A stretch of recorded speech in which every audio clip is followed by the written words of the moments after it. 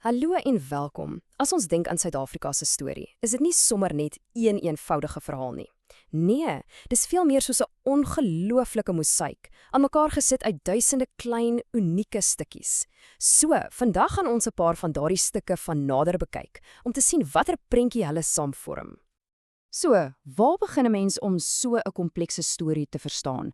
Wel, ek dink ons moet begin met hierdie vraag. Watter storie vertel 'n nasie eintlik?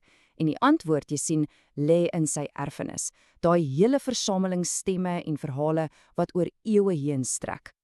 En die beste manier om aan Suid-Afrika se erfenis te dink, is regtig as 'n mosaïek. Elke stukkie, of dit nou uit klip gekap is of uit die aarde kom of in kuns vasgevang is, dra by tot die groter, soms ingewikkelde, maar altyd fascinerende prentjie. Goed, kom ons duik dadelik in by die eerste deel van ons mosaïek, die stories wat in klip vertel word.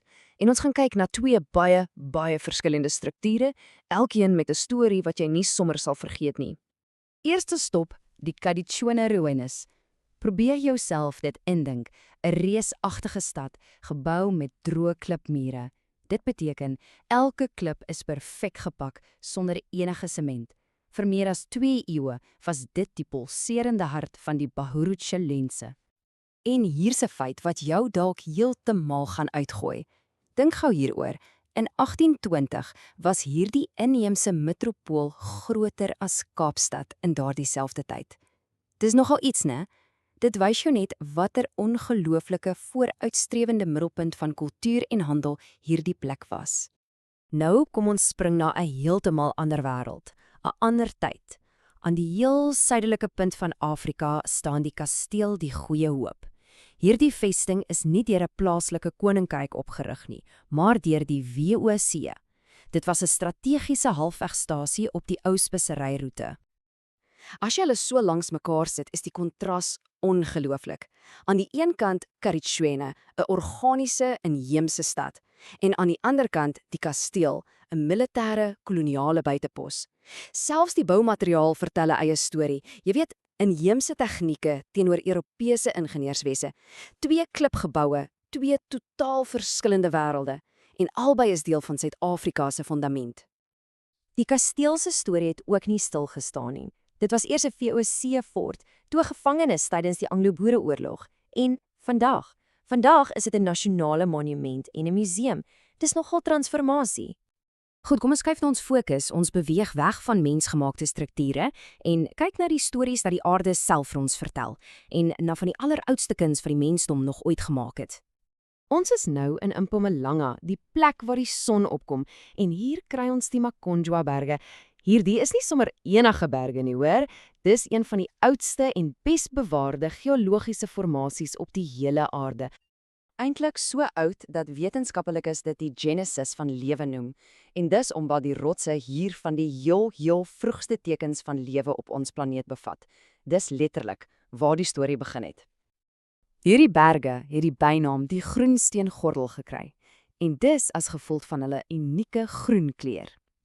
Maar die regte skat lê dieper. Die rotse hou van die aarde se oudste fossiele vas en selfs die litteken van 'n massiewe antieke meteoriet wat hier neergestort het. Kan jy dit glo? Van geologie skuif ons nou na menslike kreatiwiteit. In die asemrowende Ukalamba Drakensberge in KwaZulu-Natal is daar 'n ongelooflike galerie van antieke kuns. Dis op die rotswande self geskilder deur die Sanmense, eeue gelede. Die omvang hiervan is byna ondenkbaar. Dis 'n getal wat moeilik is om jou kop om te kry, meer as 40.000 individuele skilderye. Dit maak dit die grootste en belangrikste versameling rotskuns in die hele Suider-Afrika. Geen wonder dis 'n wêrelderfenisgebied nie. En dis juis hier waar jy die ongelooflike vindingrykheid van die sankunstenaars sien. Ek meen, kyk net waaruit hulle hul verf gemaak het. Houtskool en mangaan vir swart, kleigrond vir die rooi en geel skakerings, en ja, selfs wit klei of voelmis vir die wit. Hulle het letterlik die natuur rondom hulle gebruik om hierdie meesterstukke te skep.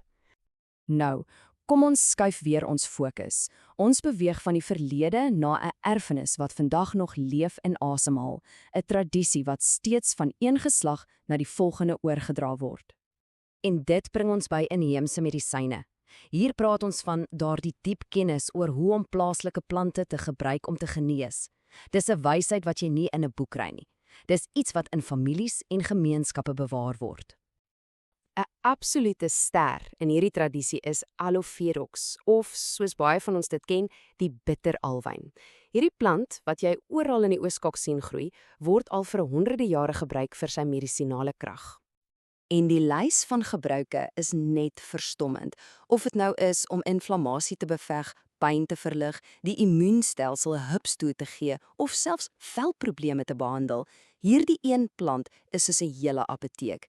Dis 'n perfekte voorbeeld van die krag en waarde van hierdie lewende erfenis. So, nou is dit tyd. Kom ons bring al hierdie verskillende stukkies bymekaar en kyk hoe hulle inpas om daai mosaïek van ons te voltooi. Drink 'n bietjie terug aan ons reis. Ons het begin by die klipmure van Kadetshwane en die kasteel. Toe is ons na die oorrotse van Magonja en die Sanse kuns in die Drakensberge. En ons het geëindig met die lewende, genesende krag van die alwyn. Sien jy, elkeen is 'n unieke stukkie en saam vorm hulle ons ryk, komplekse en ja, pragtige mosaïek. En dit alles los ons met een laaste, maar baie belangrike vraag. As dit die erfenis is wat ons gekry het, watter erfenis is ons besig om vandag te skep vir die mense wat na ons kom? Dis iets om 'n bietjie oor te dink.